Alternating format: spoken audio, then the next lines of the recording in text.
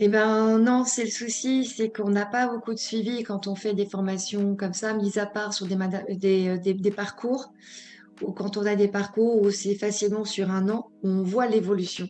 Parce qu'à l'intérieur, on va y insérer du coaching, donc de façon individuelle, donc on va voir exactement ce que le participant a réussi à mettre en place. Donc ça, on peut le faire, mais sur des formations qui durent 1 ou 2 jours et qu'on ne revoit pas, c'est très compliqué. Ça, c'est une obligation aujourd'hui. Vous avez dû entendre parler de Calliope qui est passé par là. Nous, on est habilité Calliope déjà depuis plus d'1 an, parce que c'était en février 2020 qu'on a eu cette habilitation. C'est une obligation. Aujourd'hui, à 6 mois, on doit faire des enquêtes pour savoir où sont nos alternants.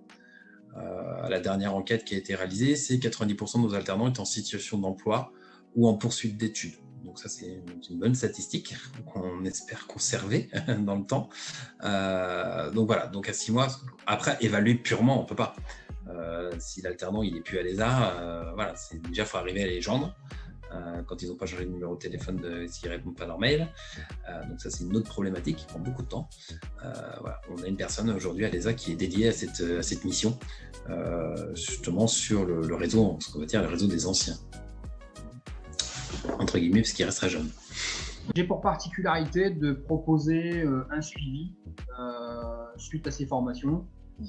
Il m'arrive de le faire en distanciel, du coup, vous voyez, ça peut servir. En règle générale, je retourne dans l'entreprise et je rencontre tout le monde quelques semaines après pour évoquer avec eux ce qu'ils ont compris, les questions auxquelles je peux répondre, vous voyez, pour mesurer justement leur compréhension. Voilà. Et ça, c'est sur mon temps perso, c'est pas facturé. Ça permet de mesurer, parce que vu que j'ai un type de personnalité sur la compétence, j'aime bien la compétence pour moi, mais j'aime bien aussi que les autres montent en compétence.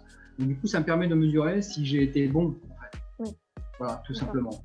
Et donc si je vois que j'ai été bon, j'ai été bon, tant mieux. Si j'ai été moins bon que je ne l'aurais voulu, ça permet de rectifier quelque chose.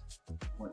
J'arrive à le voir dès lors qu'en réalité, je suis les cohortes, c'est-à-dire que je les ai en première année et je les ai souvent à nouveau en 3e année ou en master sur des mêmes matières.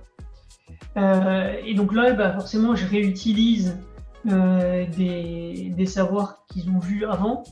Et donc ça me permet de voir si c'est maîtrisé ou pas. Au-delà, ça devient compliqué parce que suivre les étudiants, alors on sait ce qu'ils deviennent. Donc il y en a qui réussissent des concours, donc ça veut dire certainement qu'ils maîtrisent les savoirs. On a aussi un retour qui est assez intéressant quand on fait de l'alternance et quand on parle avec les maîtres de stage, on a un passage sur les savoir-être, ça, on en a vu tout à l'heure, mais aussi est-ce que l'étudiant est performant dans ce qu'il fait. Et donc là, ça nous permet de voir aussi, mais c'est assez compliqué en réalité d'avoir sur du très long terme.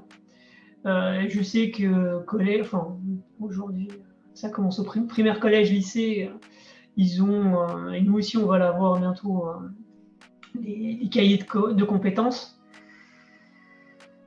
Je suis dubitatif.